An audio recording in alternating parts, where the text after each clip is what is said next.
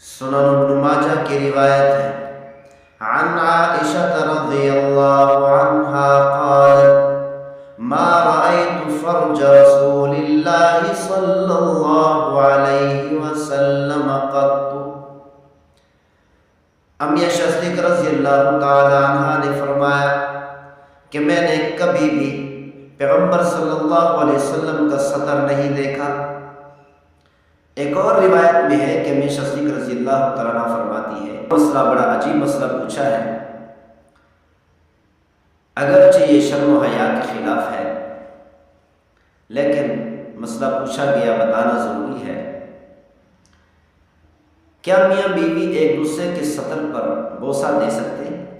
سنن ابن ماجہ کی روایت ہے عن عائشہ رضی اللہ عنہا قالت ما رأيت فرج رسول اللہ صلی اللہ علیہ وسلم قط۔ امیہ صدیق رضی اللہ تعالی عنہ نے فرمایا کہ میں نے کبھی بھی پیغمبر صلی اللہ علیہ وسلم کا سطر نہیں دیکھا۔ ایک اور روایت میں ہے کہ امیہ صدیق رضی اللہ تعالی عنہ فرماتی ہے کہ میں اور پیغمبر صلی اللہ علیہ وسلم ہم نے ایک دوسرے کا سطر کبھی نہیں دیکھا۔ تو اس طریقے سے بوسہ دینا یہ شرم و حیا کے خلاف ہے۔ خدا ایسے کام کے قریب نہ جائے، ایسے بے حیائی والے کام نہ کریں۔ اللہ تعالیٰ نے جہاں تک اجازت دی وہیں تک رہے، آگے نہ بڑھ۔ گندا پانی منہ پر لگ جائے، یہ کتنی غلط بات ہے۔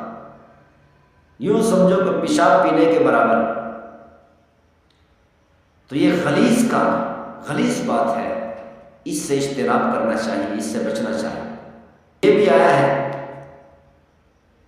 کہ بعض روافض کے نزدیک یہ جائز ہے، حالانکہ یہ شریعت کے بالکل خلاف ہے۔ یہ بالکل غلط مذہب ہے، غلط بات ہے، غلط عقیدہ ہے، غلط مسئلہ ہے۔ اس مسئلے کو دیکھ کر کبھی جائز نہ سمجھ بیٹھے۔ دیکھ سکتے ہیں لیکن شرم و حیا کے خلاف ہے۔ اب دیکھو، صرف دیکھنا بھی شرم و حیا کے خلاف ہے، اور دیکھنے سے آگے بڑھ جانا یہ کتنی غلیظ بات ہے۔ اللہ تعالیٰ ہم سب کی حفاظت فرمائے۔ اللہ تعالیٰ ہم سب کو شریعت کے خلاف کام کرنے سے بچنے کی توفیق نصیب فرمائے۔ وما توفیقی الا باللہ۔